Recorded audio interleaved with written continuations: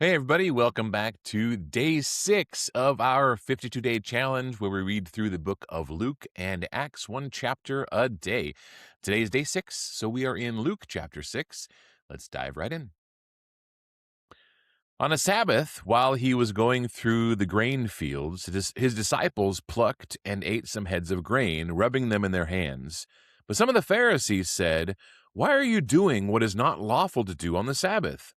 Jesus answered them, "Have you not read what David did when he was hungry, he and those who were with him?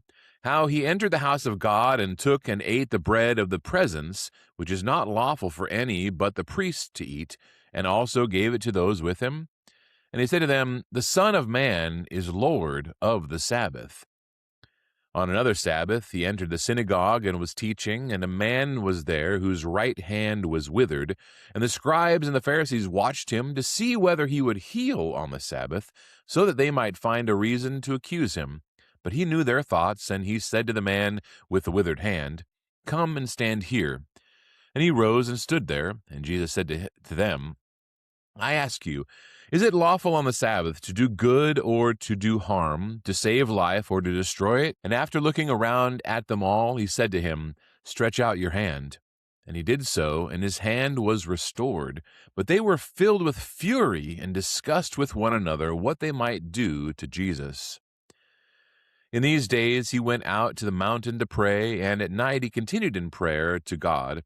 And when the day came, he called his disciples and chose from them 12, whom he named apostles: Simon, whom he named Peter, and Andrew his brother, and James, and John, and Philip, and Bartholomew, and Matthew, and Thomas, and James the son of Alphaeus, and Simon who was called the Zealot, and Judas the son of James, and Judas Iscariot, who became a traitor. And he came down with them and stood on a level place with a great crowd of his disciples and a great multitude of people from all Judea and Jerusalem and the sea coast of Tyre and Sidon, who came to hear him and to be healed of their diseases. And those who were troubled with unclean spirits were cured. And all the crowd sought to touch him, for power came out from him and healed them all. And he lifted up his eyes on his disciples and said, "Blessed are you who are poor, for yours is the kingdom of God. Blessed are you who are hungry now, for you shall be satisfied. Blessed are you who weep now, for you shall laugh. Blessed are you when people hate you, and when they exclude you and revile you and spurn your name as evil on account of the Son of Man. Rejoice in that day and leap for joy, for behold, your reward is great in heaven, for so their fathers did to the prophets. But woe to you who are rich, for you have received your consolation. Woe to you who are full now, for you shall be hungry. Woe to you who laugh now, for you shall mourn and weep. Woe to you when all people speak well of you, for so their fathers did to the false prophets. But I say to you who hear, love your enemies, do good to those who hate you, bless those who curse you, pray for those who abuse you. To one who strikes you on the cheek, offer the other also. And from one who takes away your cloak, do not withhold your tunic either. Give to everyone who begs from you, and from one who takes away your goods, do not demand them back. And as you wish that others would do to you, do so to them. If you love those who love you, what benefit is that to you? For even sinners love those who love them. And if you do good to those who do good to you, what benefit is that to you? For even sinners do the same.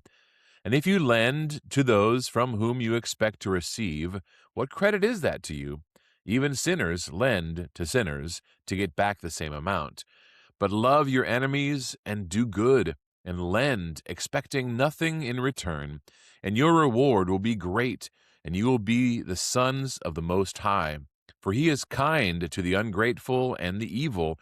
Be merciful, even as your Father is merciful.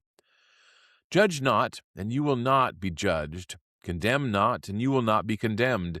Forgive, and you will be forgiven. Give, and it will be given to you. Good measure, pressed down, shaken together, running over, will be put into your lap. For with the measure you use, it will be measured back to you. Can a blind man lead a blind man? Will they not both fall into a pit? A disciple is not above his teacher, but everyone, when he is fully trained, will be like his teacher. Why do you see the speck that is in your brother's eye, but do not notice the log that is in your own eye? How can you say to your brother, Brother, let me take out the speck that is in your eye, when you yourself do not see the log that is in your own eye? You hypocrite, first take the log out of your own eye, and then you will see clearly to take out the speck that is in your brother's eye. For no good tree bears bad fruit, nor again does a bad tree bear good fruit. For each tree is known by its own fruit. For figs are not gathered from thorn bushes, nor are grapes picked from a bramble bush. The good person out of the good treasure of his heart produces good, and the evil person out of his evil treasure produces evil. For out of the abundance of the heart his mouth speaks. Why do you call me Lord, Lord, and not do what I tell you? Everyone who comes to me and hears my words and does them, I will show you what he is like. He is like a man building a house who dug deep and laid the foundations on the rock. And when a flood arose, the stream broke against that house and could not shake it, because it had been built well. But the one who hears and does not do them is like a man who builds a house on the ground without a foundation.